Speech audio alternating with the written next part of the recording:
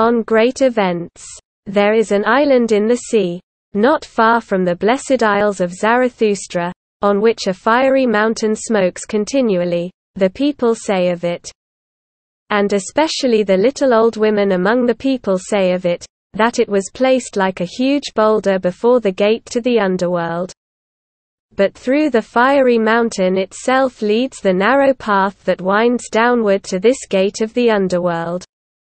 Now it was around the time that Zarathustra sojourned on the Blessed Isles that a ship dropped anchor at the island on which the smoking mountain stands, and its crew went ashore to shoot rabbits. Toward the hour of noon, however, as the captain and his people were together again, they suddenly saw a man approaching them through the air, and a voice clearly said, "It is time. It is high time." As the figure came closest to them, and it flew past quickly like a shadow in the direction of the fiery mountain, they recognized with the greatest dismay that it was Zarathustra. For all of them had seen him before, except for the captain himself, and they loved him as the people love, with equal parts of love and awe. "Just look," said the old helmsman. "There goes Zarathustra off to hell." Around the same time that these sailors landed on the fiery island, the rumor was circulating that Zarathustra had disappeared. And when people asked his friends, they related how he had departed by ship at night, without saying where he would be traveling. Thus a restlessness arose. But 3 days later this restlessness was increased by the sailor's story, and now all the people were saying that the devil had fetched Zarathustra. His disciples laughed at this news, to be sure. And one of them even said, "I would sooner believe that Zarathustra fetched himself the devil." But at the bottom of their souls all of them were filled with worry and longing. And so their joy was great when on the 5th day Zarathustra appeared among them. And this is the story of Zarathustra's conversation with the fire-hound. "The earth," he said, "has a skin. And this skin has diseases. One of these diseases, for example, is called human being. And another of these diseases is called fire-hound. About him people have told each other many lies and allowed themselves to be lied to much. To fathom this mystery I went over the sea, and I saw the naked truth, indeed, barefoot up to its throat. Now I know what the fire-hound is all about, and likewise all the underhanded and overthrowing scum devils of whom not only little old women are afraid. Out with you, fire-hound! Out of your depth!" I cried, "and confess, how deep is this depth? Where did you get what you are snorting there? You drink deeply from the sea. Your salty eloquence betrays that. Really. For a hound of the depths you take your nourishment too much from the surface. At best I could regard you as the ventriloquist of the earth." And always when I heard overthrowing and underhanded scum devils speaking, I found them to be the same as you, salty, lying and superficial. You know how to bellow and to darken with ashes. You are the best big mouths, and you've learned more than enough about bringing mud to a boil.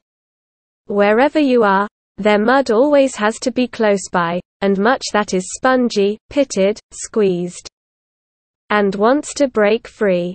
Freedom. The lot of you are best at bellowing, but I lose faith in great events, as soon as they are surrounded by much bellowing and smoke.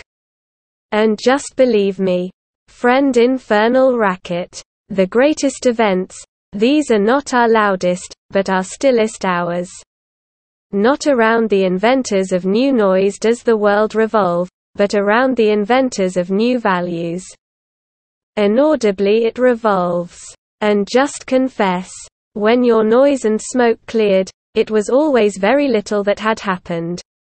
What does it matter that a town becomes a mummy and a statue lies in the mud? And these words I say to all overthrowers of statues. Surely it is the greatest folly to throw salt into the sea and statues into the mud. In the mud of your contempt lay the statue. But precisely this is its law, that out of contempt life and living beauty grow back to it. It stands up again with even more godlike features, seductive in its suffering, and truly, it will yet thank you for overthrowing it, you overthrowers. But this advice I give to kings and churches and to all that is feeble with age and feeble in virtue: just let yourselves be overthrown, so that you might come to life again, and to you, virtue. Thus I spoke before the fire hound, then it interrupted me sullenly and asked, "Church? What is that?" "Church," I answered, "that is a kind of state, and in fact the most lying kind. But be silent, you hypocrite hound. You already know your kind best. Like you yourself, the state is a hypocrite hound. Like you, it likes to speak with smoke and bellowing, to make believe, like you, that it speaks from the belly of things. For it wants absolutely to be the most important animal on earth, this state, and people believe it, too." When I finished saying this, the fire hound behaved as though out of his mind with envy. "What?" it shouted, "the most important animal on earth? And they believe it too?" And then so much steam and so many horrid voices emanated from his throat that I thought he would choke to death from anger and envy. At last he grew calmer and his panting let up, but as soon as he was calm I said laughing, "You are angry, fire hound, therefore I am right about you. And so that I also remain right. Hear now about another fire hound, one who really speaks from the heart of the earth. His breath exhales gold and golden rain, thus his heart wants it. What are ash and smoke and hot slime to him? Laughter flutters out of him like a colorful cloud. He is ill-disposed toward your gurgling and spitting and the growling of your bowels. But gold and laughter, that he takes from the heart of the earth. For you should know, the heart of the earth is made of gold." When the fire hound heard this, he could no longer stand to listen to me. Ashamed, he tucked in his tail and barked a feeble bow wow, then he crawled down into his cave. Thus recounted Zarathustra, but his disciples scarcely listened to him. So great was their desire to tell him about the sailors, the rabbits and the flying man. "What am I supposed to think of that?" he said. "Am I some kind of ghost? But it must have been my shadow. You must have heard something before about a wanderer and his shadow. What is certain, however, is that I must keep him shorter, otherwise he will ruin my reputation."